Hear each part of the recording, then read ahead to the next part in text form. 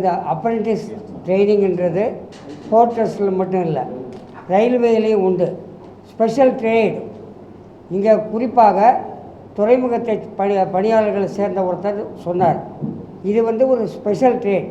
கப்பலை நங்கூரம் செய்து நிறுத்துவதோ கப்பலை துறைமுகத்தில் மோதாமல் நிறுத்துவதோ மிக சிரமமான ஒரு காரியம் என்று உங்களுக்கு தெரியும். அந்த வகையில் எந்திரவியல் தொழில்நுட்பத்தில் பயிற்சி பெற்றவர்கள் 36 ஆண்டுகளாக போராடி கொண்டிருக்கிறார்கள். ரயில்வே துறையில் அப்ரெண்டிஸ்ஷிப் இதே மாதிரி உண்டு என்பதும் உங்களுக்கு தெரியும். அங்கே இந்த ஒன்றிய அரசாங்கம் முதலில் தொழிலாளர்களை இது மாதிரியாக செயல்முறை பயிற்சி பெற்றவர்களை உள்ளே வேலையில் அமர்த்துவதற்கு அங்கே தொழிற்சங்கங்கள் போராடிய பின்னால் சப்ஸ்டியூட் என்று போடுவார்கள், பின்னால் நிரந்தரப்படுத்துவார்கள். இது இப்பொழுது எவ்வாறு மாறி இருக்கிறது என்றால், ஒன்றிய அரசாங்கம் பாஜக அரசாங்கம் வந்த பின்னால் இந்த விஷயங்களை யாரிடம் முறையிடுவது? நம்முடைய தலைமை அமைச்சரிடமோ ரயில்வே துறை அமைச்சரிடமோ துறைமுக பொறுப்பில் உள்ள அமைச்சரிடமோ முறையிட வேண்டியுள்ளது. இவர்கள் எல்லோருமே நாங்கள் எதுக்கு வியாபாரம் செய்யணும், நாங்கள் எதுக்கு இதெல்லாம் தலைமை சுமக்கணும், அதானிக்கு கொடுத்துடலாமா அம்பானி கொடுத்துடலாமான்ற ஒரு பொருளாதார போக்கு இருக்கின்றது. ரயில்வேயில் இப்பொழுது என்ன செய்கிறார்கள் என்றால், அந்த பயிற்சி பெற்றவர்களை ஒரு சதவிகிதம், ஒரு குறிப்பிட்ட சதவிகிதம் 20% இப்போ 32,000 வேக்கன்சி அனௌன்ஸ் பண்ணியிருக்காங்க, அதில் அப்சார்வ் பண்ண போகிறாங்கன்ற தகவல் டிஆர்இ தோழர் எனக்கு சொன்னார். இவங்களுக்கு எதுவுமே கிடையாது. இவங்க சிறப்பு பயிற்சி பெற்றவங்க 36 ஆண்டுகளாக போராடிட்டு இருக்கிறாங்க. இங்கே இடம் இல்லை, ஜாப்பு ஃப்ரீஸ் பண்ணிட்டோம், நிரந்தர பணி எடுக்கிறத தடை செஞ்சிட்டோம் அப்படின்னு போய் சொல்லியிருக்காங்க. ஏன்னா 99லேருந்து 2001 வரைக்கும் நம்ம தோழர்கள் கொடுத்த தகவல் அடிப்படையில் பார்த்தீங்கன்னா 39 பேரை எடுத்திருக்காங்க. அதே மாதிரி சென்னை துறைமுகத்தில் 2016 எடுத்திருக்காங்க. ஒரிசாவில் ஒரு துறைமுகம் உள்ளது, பிரதீப் போர்ட், அங்கே உள்ளே எடுத்திருக்காங்க ஆட்களை. கிரேட் 2 கிரேட் 3 ஆட்கள் எடுத்திருக்காங்க. இவங்க சிறப்பு பயிற்சி பெற்றவங்க. இவங்களை ஏன் எடுக்கலை? இது எடுக்கிறதுக்கு சேர்மனை போய் பார்த்தா சேர்மன் அநாகரிகமாகவும் உதாசீனப்படுத்துகிற மாதிரி இந்த தொழிற்சங்கத்தை சேர்ந்தவங்ககிட்ட நடந்துக்கிறார். அதை நாம் கண்டிக்க வேண்டியிருக்கு. ஒன்றிய அரசு தான் முடிவெடுக்கணுன்றார். போர்ட் ட்ரஸ்ட் சேர்மன் ஒரு பரிந்துரையை அனுப்ப வேண்டும். இவர்களை நிரந்தரப்படுத்துவதற்கான பரிந்துரையை அனுப்ப வேண்டும். அதை நாம் வலுவாக ஆக்குவதற்கு ஊடக நண்பர்கள் உதவ வேண்டும். எல்லாருமே அத்தக்கூலிக்கு வேலை செஞ்சால் எப்படி இது உருப்படும்? இவங்க போர்ட் ட்ரஸ்ட்டையும் அதே மாதிரி ஏர்போர்ட்டையும் துறைமுகங்களையும் எல்லா ரயில்வேயையும் கான்ட்ராக்ட் விட்டு அந்தந்த அமைச்சர்களும் ஒருத்தரை வச்சுக்கிட்டு கான்ட்ராக்ட் நிறுவனத்தில் பினாமியாக இருந்துக்கிட்டு சம்பாதிக்கிறதுக்கான அரசாங்கத்தை தேர்ந்தெடுக்கிறோம் என்ற கேள்வியை மக்கள் முன்னே வைக்க வேண்டி உள்ளது. எனவே இந்த நவதாராளமய சூழலில் தனியார் கையில் இந்த துறைமுகம் சென்று விடுமோ என்ற அச்சமும் எனக்கு இருக்கின்றது. அதானி துறைமுகம் இந்த போர்ட்டர்ஸோடு எந்த வகையில் தொடர்பில் இருக்கிறது என்ற விஷயம் கூட ஆர்டிஐயில் கேட்டால் கூட பல விஷயங்கள் தரப்படுவதில்லை இந்த தொழிற்சங்கத்துக்கு என்ற தகவலையும் இங்கே பரிமாறிக்கொள்கின்றோம். எனவே இந்த தொழிலாளர்கள் நிரந்தரப்படுத்த வேண்டும். இதற்கான முடிவு எடுக்கக்கூடியது ஒன்றிய அரசாங்கமாக இருந்தாலும் போர்ட் ட்ரஸ்ட் சேர்மன் அவர் ஒரு பாலிசியை எவால்வ் பண்ண வேண்டும். நிச்சயமாக அதை உருவாக்குவதற்கான அழுத்தத்தை இந்த பத்திரிகையாளர் சந்திப்பு கொடுக்கும் என்று நினைக்கின்றேன். நன்றி, வணக்கம். அடுத்ததாக தோழர் KS குமார் அவர்கள். பேசலாமா? சுருக்கமாக பேசுகிறேன். உங்கள் கவலைகள் எனக்கு புரியுது.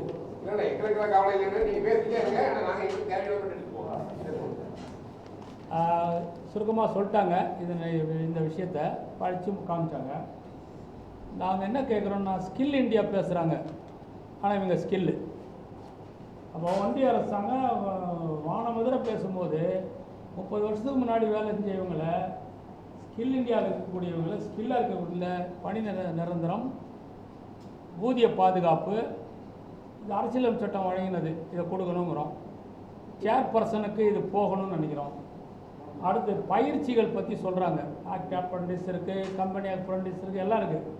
ஆனால் பயிற்சியாளர் என்பது பயிற்சி கொடுத்து அவர்களுக்கு ஒரு நல்ல வேலையை உருவாக்கி கொடுப்பது தான்.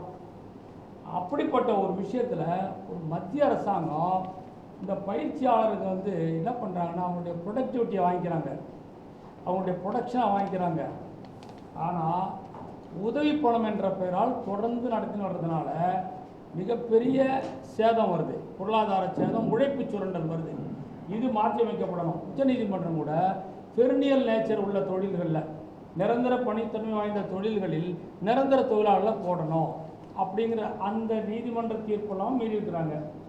அதுக்கப்புறம் என்னன்னு சொன்னால், பல முறை வந்து இவங்க வந்து பேசி பார்த்துட்டாங்க, நீதி கிடைக்கல.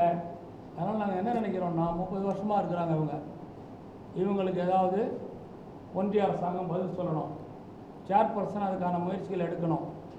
இதன் மூலம் இவங்களுடைய அந்த தொழில்நுட்ப திறன் நாட்டுக்கு நல்லதாக உதவும், உழைப்பு சுரண்டல் இருக்காது. அதனால் இந்த சேர்பர்சன் உடனடியாக இழப்பீட்டோட 30 ஆண்டுகள் இழப்பீட்டோட மீண்டும் பணி தொடர்ச்சியோட அவங்களுக்கு பின் சம்பளத்தோட அவங்களுக்கு வேலை வழங்கணும். அது வந்து நாட்டு மக்களுக்கு சொல்கிறதுக்கு உங்களை அழைச்சிருக்கோம். ராஜ்குமார் அவர்கள்.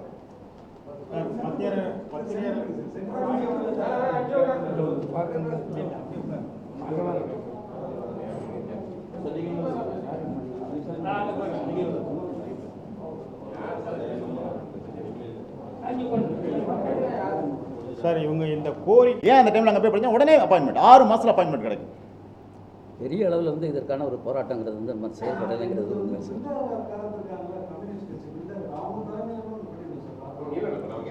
சொல்லுங்க சார். நீங்க கோரிக்கை இருக்கு, நாங்க அடுத்த முறை சேர்மனை பார்த்தா கண்டிப்பா அந்த கேள்வி வைப்போம். இருந்தாலும் நீங்க என்ன பண்ணி முடிவு பண்ணிருக்கீங்கன்னா, முதல்வரை பார்த்தா நிறைய கட்சிக்காரங்க அமைப்பு இருக்கு. சவுந்தரராஜன் சாரை வச்சு பார்த்தோம் சார். அவங்க எல்லாம் சொல்றாங்க, இவங்க வந்து இங்க தமிழக அரசு ஏதாவது உங்களுக்கு அவங்கள்ட்ட பேசுறது ஏதாவது வாக்குறுதி கொடுத்துருக்காங்களா? நீங்க அடுத்த கட்ட நடவடிக்கை என்ன பண்ண போறீங்க? சவுந்தரராஜன் சாரை வச்சு மனு கொடுத்தோம். உங்களுக்கு வந்து இன்னும் 2 மாசத்துல அப்பாயின்மெண்ட் வரும்னு சொல்லிட்டு சிஎம் சந்திச்சுட்டு நேராக வந்து சொல்லி கிட்டத்தட்ட 15 வருஷம் ஆயிடுச்சு. நேரடியாக இதெல்லாம் வந்து அப்படியே ரெக்கார்டாக இருக்குது. அப்படி நான் சொல்ல வரேன். ஆனால் தொடர்ச்சியாக போராடிட்டு இருக்கோம். ஆனால் தொடர்ந்து இன்னைக்கு கூட ஆர்பரில் போய் நாங்கள் பார்த்து பேசும்போது, அதாவது சார் இல்லை சார், ஆர்பரில் போய் பேசும் இல்லை, ஆர்பரில் போய் நாங்கள் போய் பேசும்போது அவங்க என்ன சொல்கிறாங்கன்னா, நீங்கள் சரியாக தான் போராடிட்டு இருக்கீங்க, எங்களுக்கு மகிழ்ச்சி கொடுத்த இடமே அதான், சரியாக போராடுங்க, தொடர்ந்து போராடுங்கன்னு சொல்லிட்டு சிஎம்இ ஆஃபீஸில் இருக்குன்னு சொல்கிறது வந்து எங்களுக்கு உண்மையிலேயே மகிழ்ச்சி கொடுத்தது. நீங்கள் சரியாக போராடுறீங்க, சரியாக தான் போராடுறீங்க. ஆனால் சேர்மன் வந்து முடிவெடுத்தால் செய்ய முடியும். சேர்மன் வந்து எங்களை நேரடியாக சந்திக்க தயங்குறாரு. இது ஏன்னு தெரியல. இப்போ நீங்கள் கேமராமேன் இருக்கீங்க, கேமராமேன் அத்தனை பேருக்கும் அந்த திறமை இருந்தால் தான் இந்த கேமராமேனை நீங்கள் இயக்க முடியுங்க. இந்த பத்திரிகையாளர் இருக்கீங்க, பத்திரிகையாளருக்கான திறமை இருந்தால் தான் நீங்கள் பத்திரிகையாளர் இருக்க முடியுங்க. அது மாதிரி இவர்களுக்கென்று ஒரு இன்ஸ்டியூட் உருவாக்கப்பட்டு போர்ட்டே சொந்த செலவு பண்ணி அவங்கள தேர்வு செய்து அந்த தேர்வின் அடிப்படையில் 2 ஆண்டு பயிற்சி முடிஞ்சு அவங்களுக்கு என்ன 3 ஆண்டு உறுதி முடிஞ்சு அவங்களுக்கு என்ன உறுதிமொழி அளிக்கப்பட்டதுன்னா, உங்களுக்கு கன்ஃபார்ம் பண்ணுவோம் அப்படிங்கிற உறுதிமொழி அளிக்கப்பட்டது. அந்த உறுதிமொழி மட்டும் இல்லை, இவங்களுக்கு முந்தைய பணியில் இருந்த இதே பயிற்சி கொடுத்தவங்களுக்கு பர்மனெண்ட் கொடுத்துட்டாங்க. அதே பர்மனன்சியை தான் 25 ஆண்டு. இது வந்து ஒரு அரசாங்கம், அது எந்த அரசாங்கம், இப்போ யார் பேர் வேணாலும் பேர் சொல்லிக்கிங்க, ஆனால் எந்த ஒரு அரசாங்கமும் முதல் வேலை என்னன்னா, ஒரு உறுதிமொழி கொடுத்துட்டா அந்த உறுதிமொழியிலிருந்து மாறக்கூடாது. அதை தான் நாங்கள் இங்கே சொல்கிறோம். எங்களுடைய கோரிக்கையே என்னென்னா, வேறு 3வது தடவை ஒரு ப்ரைவேட் கம்பெனிக்காரன் ஏதாவது சொல்லிவிட்டு அந்த உறுதிமொழியிலேருந்து மாறிடலாம். அரசுக்கென்றே ஒரு இது இருக்குது, சட்டம் இருக்கிறது. நான் வந்து சரின்னு சொல்லிட்டா அதை நிறைவேற்றணும். அது எத்தனை காலமாக இருந்தாலும். நீங்கள் பார்த்தீங்கன்னா 25 ஆண்டுக்கு அப்புறமா அப்படின்னா இல்லை, 27 இதுக்கு உயிர் இருக்குது. அதனால் நாங்கள் என்ன சொல்கிறோன்னா, உடனடியாக இவங்களை இந்த பயிற்சி முடியவில்லை கிடையாதுங்க. இது ஸ்பெஷல் நாலேஜ். இப்போ அமெரிக்காவிலேருந்து ஒரு ஷிப் வருதுன்னா அதில் இருக்க பிளம்பிங்கே வேறு, அமெரிக்காவிலேருந்து ஒரு கேமரா வேணால் அந்த கேமராவினுடைய திறமையே வேறு, அதை இயக்கிறதுக்கான வேறு இருக்குது. அது மாதிரி இருக்குது, ஒவ்வொன்றும் வேறு. இவங்க சிறப்பு பயிற்சி பெற்றவங்க, இன்னைக்கு டேட் வரையும் அப் டு டேட்டில் இருக்காங்க. இவங்களுக்கு பயிற்சி கொடுத்தவங்கெல்லாம் போர்ட்ரஸ்ட்டில் இருந்து வந்தவங்க, இவங்க சாதாரணமாக பயிற்சி பெறல, எல்லாருமே சிறப்பு பயிற்சி பெற்றவர்கள். இது வந்து பயிற்சின்னே சொல்ல முடியாதுங்க. தயவுசெய்து இவங்களே பயிற்சின்னு இவங்க சொல்கிறாங்க, பயிற்சியே கிடையாது. இவங்க permanent employee, is a permanent employee ரிக்ரூட்டட் for permanent post. அதை பர்மனெண்ட் போஸ்ட்டாக அவங்களுக்கு கொடுக்கணுங்க. இது வந்து சேர்மனுக்கு இது முக்கியமாக நாங்கள் இங்கே என்ன சொல்ல விரும்புகிறோம்னா, இந்த சேர்மனுக்கு முழு அதிகார வரம்பு இருக்குது. இப்போ போர்ட்டை குத்தகைக்கு கொடுத்ததில் நீங்கள் பார்த்துருப்பீங்க, சிபிஐ என்கொயரி இருக்குது. அதுக்கு எங்கே இருந்து அதிகாரம் அவருக்கு வந்தது? அந்த போர்டுக்கு இருக்குது.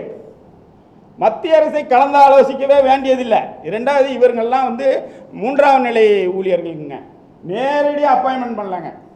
பேங்குன்னு எதுவுமே கிடையாது. இன்னைக்கு பார்த்தீங்கன்னா பிரதமர் மந்திரி சொல்கிறாரு 2.5 லட்சம் வேக்கன்சி இந்த கடந்த 2 ஆண்டுகளில் ஃபுல் பண்ணியிருக்குன்னு சொல்லியிருக்காரு. அதில் இவங்களும் வர்றாங்க. என்ன காரணத்துக்காகவோ இதுக்கு ஏதோ ஒரு பின்புலத்தில் இருந்து இவர்கள் மட்டும் இந்த 100 குடும்பத்தை சேர்ந்த 200 பேர் மட்டும் பாதிக்கப்பட்டு 15 பேர் இறந்துட்டாங்க. தொடர்ச்சியாக கத்துன்னு கத்துறோம், எங்களுடைய குரல் ஒழிக்கப்படலை.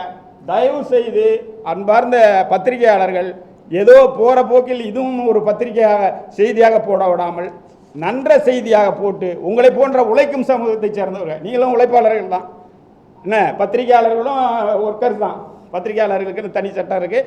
அதனால் தயவுசெய்து இந்த செய்தியை உங்களுடைய நிறுவனத்திட்ட சொல்லி ஒரு குறைந்த அளவாவது ஒரு நிமிஷத்துக்காவது போடுவதற்கான வேலையை செய்து கொடுத்தீங்கன்னா நாங்கள் மனப்பூர்வமாக நன்றாக இருப்போம். உங்களுக்கு ஒரு 200 குடும்பம் உங்களுக்கு நன்றி உடையதாக இருக்கும் என்று சொல்லி எனது பேச்சு முடிக்கிறேன். நன்றி, வணக்கம்.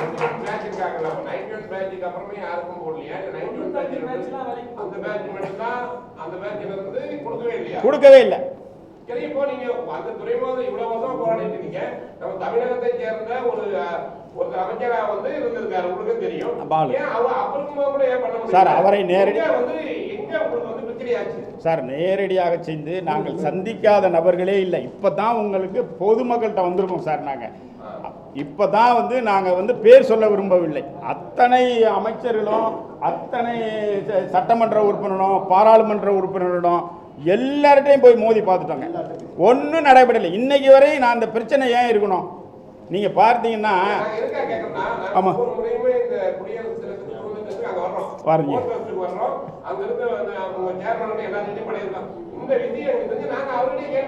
கேள்வி கேட்டிருக்கீங்க சார். போராட்டங்கிறது முக்கியமான இப்போ அடுத்த கட்ட நடவடிக்கையாக அடுத்த இது சொல்கிறோம்னு நினைக்கிறேன். அடுத்த கட்ட நடவடிக்கையாக நாங்கள் கேட் மீட்டிங் ஒரு மறியல் போராட்டம் நடத்த இருந்தோம். தயவுசெய்து அதற்கு நீங்கள்லாம் வந்து அந்த மறியல் போராட்டத்தை பெருசு பண்ணணும்னு நான் கேட்டுக்கிறேன். ஒரு மறியல் போராட்டத்தை பெரிய அளவில் அத்தனை குடும்ப நண்பர்களும் அத்தனை பேரும் வந்து கேட் மீட்டிங்கில் ஏற்கனவே நடத்தியிருக்கோம். இந்த தடவை சாகுமுறையாவது ஒரு மீட்டிங் நடத்த போகிறோம். ஏன்னா 25 ஆண்டுகளும் கடந்துச்சு. இந்த தடவை அதையும் நடத்த போகிறாங்க. அதையும் நான் உங்களுக்கு தெரிவித்தேன். அதாவது நாங்கள் 91லேருந்து 94 வரை பயிற்சி முடித்தோம் சார். 1991, 94 பேட்சை சேர்ந்த இந்த அப்ரண்டிஸ் பயிற்சி பணியாளர்கள் சுமார் 30 ஆண்டுகளுக்கு மேலாக பணியாளை கேட்டு போராடி வருகின்றனர். 1989ஆம் ஆண்டிலிருந்து பயிற்சி பெற்ற பணியாளர்களுக்கு சென்னை துறைமுகம் பணி வழங்குவதை மறைமுகமாக படிப்படியாக நிறுத்தி வந்திருக்கிறது. அதே நேரத்தில் இவர்கள் முழுநேர பயிற்சி பணியாளர்கள், இவர்களுக்கு பணி வழங்கப்படும் என்று உறுதியளிக்கப்பட்டது. ஆனால் பயிற்சி காலம் முடிந்த வரையில் அழைப்போம், உங்களுக்கு நோட்டீஸ் வரும் என்று கூறிய பிறகு இவர்கள் சென்று தொடர்ந்து போராடி கொண்டிருக்கிறார்கள். தூக்கு கயிறு போராட்டம், பல வகையான போராட்டம், பல்வேறு சங்கங்களோடு தொழிற்சங்கங்களோடு இணைத்து போராடி இதுவரையில் அவர்களுக்கு வெற்றி கிடைக்கவில்லை. ஒரு கட்டத்தில் கடந்த ஜூன் மாதம் சேர்மனுக்கு ஒரு கடிதம் எழுதுகிறார்கள். 6வது மாதம் பணியாணை கேட்டு எங்களுக்கு கொடுங்கள் என்று கூறுகிறார்கள். ஆனால் சேர்மன் அடுத்த மாதமே மத்திய அரசின் தடையை காரணம் காட்டி பணி வழங்க இயலாது, நேரடி பணி நியமனம் என்பது இது தடை செய்யப்பட்டுள்ளது என்று ஒரு அறிவிப்பை வழங்கினார். வாஜ்பாய் காலத்திலே நேரடி நியமனத்துக்கு தடை இருந்ததாக ஒரு அறிவிக்கப்பட்டது. ஆனால் பாராளுமன்ற செலவின கமிட்டி அவ்வப்போது ஏற்படும் சூழ்நிலைக்கேற்ப ஆட்களை குறைப்பது, ஆட்களை சேர்ப்பது என்று ஒரு முடிவெடுத்தது. எனவே பணியாளர்களை சேர்ப்பது, ஊழியர்களை சேர்ப்பது இந்தியா முழுக்க அவ்வப்போது நிலவுகின்ற சூழலுக்கு பொறுப்பதான் தீர்மானிக்கப்படுகிறவருடைய நிரந்தர தடை என்று ஏதும் இல்லை. இவர்கள் அந்த விதியை காரணம் காட்டி வேலை கோருகிறார்கள். ஆனால் இல்லாத ஒரு தடையை காரணம் காட்டி சென்னை துறைமுக நிர்வாகம் பணி வழங்க மறுக்கின்றது. இதனால் இவர்கள் தகவல் அறியும் உரிமை சட்டத்தின் மூலம் பொது தகவல் அலுவலருக்கு சென்னை துறைமுக நிர்வாகத்துக்கு கடிதம் அனுப்புகிறார்கள். 1994 இருந்து 2014 வரை தேர்வு செய்யப்பட்டவர்கள், பணி நியமனம் செய்யப்பட்டவர்கள், மெக்கானிக்கல் பிரிவில், சிவில் பிரிவில் பணி நியமனம் செய்யப்பட்ட விவரங்களை தகவல் அறியும் உரிமை சட்டத்தின் கேட்டதற்கு இது 2F என்ற விதியை காரணம் காட்டி தகவல் தர மறுக்கிறார். மேல்முறையீடு செய்கிறார்கள். மேல்முறையீட்டு அலுவலரும் தூய விதியை காரணம் காட்டி தகவல் தர முடியாது என்கின்றார். இது ஒரு பொது ஆவணம். ஒரு மத்திய அரசு நிறுவனம் ஒரு பணியாளை சேர்ப்பது என்பது ஒரு பப்ளிக் டாக்குமெண்ட், தகவல் கொடுத்தாக வேண்டும் என்று இவர் தகவல் ஆணையர், மத்திய தகவல் ஆணையத்துக்கு இவர்கள் கடிதம் அனுப்பினார்கள். அவர்கள் என்ன சொல்கிறார்கள் என்றால், மத்திய தகவல் ஆணையத்துக்கு கொடுக்கப்பட்ட கடிதமானது முழுக்க முழுக்க ஆங்கிலத்தில் கொடுக்கப்பட்ட கடிதம். சப்போர்ட்டிங் டாக்குமெண்டாக இவர்கள் தமிழில் எழுதிய கடிதம், பொது தகவல் அலுவலர், மேல்முறையீட்டு அலுவலர் கொடுத்த தகவல்களை இணைத்து தமிழில் கேட்ட கேள்வி இணைத்து இவர் அனுப்பினார்கள். ஆனால் மத்திய தகவல் ஆணையம் என்ன சொல்கிறது என்றால், நீங்கள் எதை கேட்டாலும் ஆங்கிலத்தில் கொடுங்கள் அல்லது இந்தியில் கொடுங்கள், தமிழில் கொடுக்க வேண்டாம் என்று கூறுகின்றது. இவர்கள் கொடுத்த கடிதமானது முழுக்க முழுக்க ஆங்கிலம். ஆவணமாக சப்போர்ட்டிங் டாக்குமெண்ட்டாக தமிழ் கடிதத்தை அனுப்பினார்கள். வேறு வழி இல்லாமல் இது சோர்வுற்று ஒரு மனித உரிமை நீதிமன்றத்துக்கு செல்லலாம் என்று முடிவெடுக்கிறார்கள். அதன் அடிப்படையில் சென்னை N3 முத்தியால்பேட்டை காவல் நிலைய ஆய்வாளரிடம் சென்று பொது தகவல் அலுவலர், மேல்முறையீட்டு அலுவலர் மீது கிரிமினல் வழக்கு தொடுக்க சொல்லி புகார் ஒன்றை கொடுத்தனர். அவர் இது தொடர்பாக சட்ட அதிகாரம் எங்களுக்கு இல்லை என்று மறுத்தார். ஆயினும் மனித உரிமை மீறல் இருப்பதால் நீங்கள் இதை எடுக்க வேண்டும், நாங்கள் சென்னை மனித உரிமை நீதிமன்றத்தில் பொது தகவல் அலுவலர் மற்றும் மேல்முறையீட்டு அலுவலர் மீது ஒரு குற்றவியல் வழக்கை தாக்கல் செய்ய இருக்கிறோம் என்று கூறினார்கள். அவர் வாங்க மறுத்ததால் தபாலில் அனுப்பப்பட்டுள்ளது. நேற்று முதல் நாள் அவர்கள் பெற்றுவிட்டனர். முத்தியால்பேட்டை காவல் நிலைய ஆய்வாளர்கள் இந்த கடிதத்தை. எனவே சென்னை துறைமுக நிர்வாகம் இவர்களை வஞ்சித்துள்ளது. 1991-94 பேட்சை உடைய இந்த அப்ரண்டிஸ் பயிற்சி பணியாளர்களுக்கு பணி வழங்காமல் மறுத்திருக்கிறது. ஊழல் நிதி முறைகேடின் மூலம் வேறு யாராவது பணி நியமனம் செய்யப்பட்டிருப்பார்களா என்ற சந்தேகத்தின் அடிப்படையில் அவர்கள் தகவல் உரிமை சட்டத்தின் மூலம் கேட்ட கேள்வியை உரிய பதிலில்லாததால் இது காவல் நிலையம் வரை சென்று நாளை சென்னை மனித உரிமை நீதிமன்றத்தில் விரைவில் வழக்கு தாக்கல் செய்யப்பட இருக்கின்றது. ஊடக நண்பர்களான நீங்கள் இந்த செய்தியை மக்கள் மன்றத்தில் கொண்டு சென்று அவர்களுக்கு பணி ஆணை கிடைக்க உரிய உதவியை கொடுக்க வேண்டும் என்று கூறிக்கொள்கிறேன். நன்றி. எல்லோருக்கும் என்னுடைய அன்பார்ந்த வணக்கங்களை சொல்லிக் கொள்கிறேன். இந்த பிரச்சனையை பொறுத்த மட்டில் அதனுடைய அடிப்படைகளை நண்பர்கள் இங்கே குறிப்பிட்டார். கிட்டத்தட்ட 3க்கும் மேற்பட்ட காலங்களாக இது குறித்து விரிவான நடவடிக்கை எடுக்கப்பட வேண்டும் என்றும் அடித்தள மக்கள் பலரும் இன்று இந்த அடிப்படையில் இங்கே பணியில் அவர்கள் பல்வேறு வகைகளில் தங்களை நிரூபித்துக் கொள்ள முடியும் என்கிற ஒரு சூழ்நிலையும் கடந்த கிட்டத்தட்ட 3 ஆண்டுகளாக இது போய்கொண்டே இருக்கிறது. நமக்கு எந்த விதமான பெரிய நியாயமான பணிகளும் நமக்கு கிடைக்கவில்லை. நாம் வேண்டியது முற்றிலுமாக செயல்படவில்லை. எனவே இப்படிப்பட்ட ஒரு நிலையில் இன்று மிகப்பெரிய அளவில் நாம் எல்லோரும் இங்கே கூறியிருக்கிறோம்.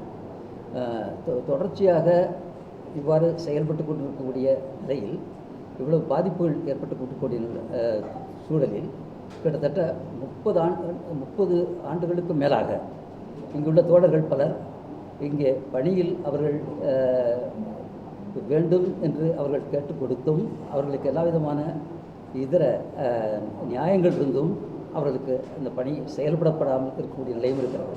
எனவே அந்த வகையில் தான் இப்பொழுது இது குறித்து நாம் பேசுவதற்கும் அடுத்து அடுத்த கட்டத்தை நாம் எப்படி கொண்டு செல்வது என்பதை பொறுத்தமட்டில் இங்கே கருத்துக்களை சொல்வதற்கு பெரிய அளவில் நண்பர்கள் இங்கே வந்து கூடியிருப்பது என்பது சற்று நமக்கு ஆறுதல் அளிக்கக்கூடிய ஒன்றாக இருக்கிறது. எனவே இது தொடர்பாக நாம் விரிவாக பேசுவோம். தொடர்ச்சியாக நாம் இவற்றை நாம் கையில் எடுப்போம். தோழர்கள் கிட்டத்தட்ட 30 ஆண்டுகளுக்கும் மேலாக அவர்கள் செயல்பட்டும் அவர்களால் இதை எதுவும் செய்ய முடியாத ஒரு நிலை இருந்தது என்பதை தகர்த்தெறிந்து நம்முடைய தோழர்களுக்கு உரிய வழிகளில் அவர்களுடைய சரியான பணிகளுக்கு அவர்களுக்கு வழிமுறைகள் இங்கே செய்யப்பட வேண்டும் என்பதை நோக்கி நாம் செயல்பாடுகளை செய்வோம். நன்றி. அடுத்தபடியாக பேராசிரியர் சிவகுமார். 80s எடுக்கிறாங்க அசிஸ்டன்ட் டெக்னீஷியன்ஸ். நாங்கள் அப்ரண்டிஸ் முடித்தவங்கள முதல்ல எங்களை உள்ளே போடும்போது அசிஸ்டன்ட் டெக்னீஷியன்ஸ் போடுவாங்க. அப்புறம் கிரேட் 1, கிரேட் 2, கிரேட் 4னு போடுவாங்க. இப்போ வந்து 240க்கும் மேற்பட்ட டெக்னீஷியன்ஸ் எடுக்கிறாங்க, சரியான நேரத்தில் வந்திருக்கீங்க, நீங்கள் போய் சேர்மனை பாருங்கன்னு சொன்னாங்க. நாங்கள் சேர்மனை பார்க்க போகும்போது சேர்மன் சிஎம்க்கு சொன்னார், சிஎம் வந்து அசிஸ்டன்ட் ஏஎம் கிட்ட சொன்னாங்க. அவங்க வந்துட்டு பேனுன்னு சொல்கிறாங்க. பேன் இல்லைம்மான்னு சொன்னோம்னா, இல்லை சார் நாங்கள் எதுவும் முடிவு எடுக்கிறது இல்லை, சேர்மன் தான் எல்லா ரெக்ரூட்மெண்ட்டையும் மினிஸ்ட்ரிக்கு அனுப்புகிறாரு, மினிஸ்ட்ரி எடுக்க தான் முடிவு, நீங்கள் மினிஸ்ட்ரியை போய் பார்க்கணும் அப்படின்னு அப்படி தான் பேசுகிறாங்க. எங்களுக்கு சேர்மன் தான் பொறுப்பு. எங்களுடைய சர்டிஃபிகேட் முழுக்க சேர்மனை சார்ந்தது தான். சென்னை துறைமுகத்தில் வேலை செஞ்சுட்டு நீங்கள் வெளியில் போய் எங்கேயும் போய் வேலை செய்ய முடியாது சார். ப்ராக்டிக்கலாக எப்படி ஒருத்தர் வந்து ஏர்போர்ட்டில் வேலை செஞ்சுட்டு அப்ரண்டிஸ் ட்ரெயின் பண்ணிட்டு ஒரு ஃப்ளைட் ஓட்டர் வந்து கார் ஓட்ட சொல்கிற மாதிரி இருக்குது. அதுக்கு முன்னாடி வரைக்கும் எங்களுக்கு 3 வருஷம் காலையிலேருந்து 7 மணிலேருந்து இரவு 6 மணி வரைக்கும் வேலை செஞ்சுருக்கோம். நேரடி உற்பத்தியில் ஈடுபட்டிருக்கோம். எங்களுடைய வாழ்வாதாரம் முழுக்கவே அங்கே சார்ந்து தான் இருந்தது. அப்போ அனைவருக்கும் வணக்கம். பத்திரிகையாளர்கள் கேட்குற கேள்வி, நீங்கள் உங்கள் போராட்டத்தை இது வரைக்கும் மக்கள் மன்றத்துக்கே எடுத்துகிட்டு போகல. கடலில் இருக்கிற மீன் அழுறது வந்து யாருக்கும் தெரியாது. நாங்கள் வந்து துறைமுக நிர்வாகத்தை கண்டித்து துறைமுகத்தை சார்ந்த இடத்துலையே எல்லா போராட்டமும் பண்ணிகிட்ருக்கோம். துறைமுகத்துடைய அமைச்சர்களை சந்தித்தோம். எங்களுக்கு எந்த இடத்துலையுமே நியாயம் கிடைக்கல. இன்றைக்கி வரைக்கும் 30 வருஷமாக அந்த அவங்க சொல்கிற ஒரு பொய் பேன் பேன் பேன் பேன் இல்லைன்றதை நாங்கள் தெளிவாக அந்த டாக்குமெண்ட் கொடுத்துருக்கோம். ஆனால் நேற்று முன்தினம் நாங்கள் சிஎம்இ அலுவலகத்துக்கு போகும்போதும் அங்கே இருக்கிற அட்மினிஸ்ட்ரேட்டிவ் ஆஃபீஸர் சொன்ன ஒரு காரணம், உங்களுக்கு பேன் இருக்குது, உங்களுக்கு வேலை கொடுக்க முடியாது, நீங்கள் இன்னும் ஏன் வேலை செய்யாமல் இருக்கிறீங்க, நீங்களே இப்போ வேறு வேலையே செய்யலையா? நாங்கள் வேறு வேலை செய்யலை. நாங்கள் 3 வருஷம் முழுசாக பயிற்சி பெற்றிருக்கிறோம். அதாவது நாங்கள் 10வது முடிச்சு அந்த பயிற்சிக்கு போகாமல் +2 முடிச்சுட்டு ஒரு காலேஜுக்கு போயிருந்தால் இன்றைக்கி இங்கே இந்த 150 பேரில் எத்தனை இன்ஜினியர் வந்திருப்பா, எத்தனை டாக்டராக வந்திருப்பா? எங்களுக்கும் திறமை இல்லாமல் எல்லா திறமையும் இருந்த எங்களை 3 ஆண்டு காலம் பயிற்சி என்ற பெயரை வஞ்சித்து எங்களுக்கு வேலை தரும். என்ன காரணம்னா, அந்த 150 பேரில் 120 பேர் அந்த போர்ட்ரஸில் வேலை செஞ்சவங்களுடைய பசங்க. நாங்கள் எங்கள் அப்பாங்களாம் வந்து எங்களை படிக்க வேணாடா, நீ இந்த 10வது முடிச்சுட்டு அப்ரெண்டிஸ் பண்ணால் உனக்கு ஹார்பரில் வேலை வந்துடும், உன் வாழ்க்கை நல்லா இருக்கும் அப்படின்ற அவங்களுடைய நம்பிக்கை எங்கள் மேலே திணிச்சு இந்த 3 வருஷம் நாங்கள் போராடினோம். அங்கே போய் அதாவது ஒவ்வொரு நாளும் நாங்கள் வந்து அந்த பயிற்சியில் வந்து எல்லா கஷ்டங்களையும் அனுபவிச்சிருக்கோம். 3 வருஷம் முடிச்சதுக்கப்புறமும் 98ல் எங்களுக்கு வந்து சர்டிஃபிகேட் வெரிஃபிகேஷன் பண்ணுறாங்க. 98ல் எங்களுடைய சான்றிதழ்களை வெரிஃபை பண்ணி ஓபிசி சர்டிஃபிகேட் கொடுங்க, 2000ல் ஒரு பல்க் ரிட்டைர்மெண்ட் இருக்குது, அப்போ உங்களுக்கு எல்லாருக்கும் வேலை இருக்குது என்ற ஒரு உறுதியை கொடுத்ததுனால அடுத்த கட்டத்துக்கு நாங்கள் போகாமல் அப்பையும் நம்பி இந்த துறைமுகத்தை நம்பி நாங்கள் போய் உட்கார்ந்தோம். 2000க்கு அப்புறமா பேன் இருக்குன்னு இன்னைக்கு வரைக்கும் இல்லாத ஒன்றை ஒரு பொய்யை திருப்பி சொல்லி உண்மையாக்க முயற்சிக்குது சென்னை துறைமுக நிர்வாகம். எங்களுக்கு வந்து அதாவது குறைந்தபட்சம் நம்ம கேட்குற கேள்விக்கு பதில், உண்மையான பதில் சொல்கிறது அந்த உரிமை கூட இல்லை. எங்களுடைய மனித உரிமையை மொத்தமாக சாகடிச்சு இன்னைக்கு 15 பேர் செத்துருக்காங்கன்னா சும்மா சாகலைங்க. யாரும் அவங்களும் வயது முதிப்பு கிடையாது. எல்லாருமே 45 வயசு 50 வயசுக்குள்ளே தான் இறந்துருக்காங்க. காரணம், இதை நம்பி எங்களுடைய வாழ்க்கையில் எல்லா பாதையும் மூடிடுச்சு. நாங்கள் போராடிட்டு தான் இருக்கோம். நாங்கள் போராட முடியல. சவுந்தரராஜன் வச்சு மிகப்பெரிய ஆர்ப்பாட்டம் நடத்தினோம். அன்றைய முதலமைச்சர் கருணாநிதி அவர்களை சந்தித்தோம். எங்களுக்கு உடனடியாக வேலை கொடுப்பதற்கான எல்லா உத்தரவாதம் கொடுத்தாங்க. அது மாதிரி இல்லை. நாங்கள் தொடர்ச்சியாக ஒவ்வொரு நாளும் ஒரு போராட்டம் பண்ணிட்டு தான் இருக்கோம். கடந்த செப்டம்பர் மாதம் 5ஆம் தேதி ஐயா வஉசி பிறந்தநாள் அன்று மிகப்பெரிய கண்டன ஆர்ப்பாட்டத்தை, அதுதான் நாங்கள் முதல்ல மக்கள் மன்றத்துக்கிட்ட வந்தது. மிகப்பெரிய கண்டன ஆர்ப்பாட்டம் சென்னை சிங்காரவேலர் மாளிகை அருகிலே நடத்தினோம். பெருந்திரளால் கலந்துக்கினாங்க. ஆனால் எங்களை வந்து இன்றைக்கி வரைக்கும் போர்ட்ரஸ் எங்களை கூடவே இல்லை. இது வரைக்கும் எங்களை கன்சிடரே பண்ணல. சார் நீங்கள் வந்து எல்லாம் பண்ணியிருக்கீங்க. நான் கேட்குறதுன்னா, இப்போ இருக்கக்கூடிய மத்திய அமைச்சர்கள் இருக்காங்க, இணையமைச்சர்கள், இங்கே வரக்கூடிய நம்ம சென்னையை சேர்ந்தவங்க, அதாவது தமிழகத்தை சேர்ந்தவங்க இருக்காங்க, அவங்க என்ன கொடுத்தா நாங்கள் ஈஸியாக கேட்க முடியும்.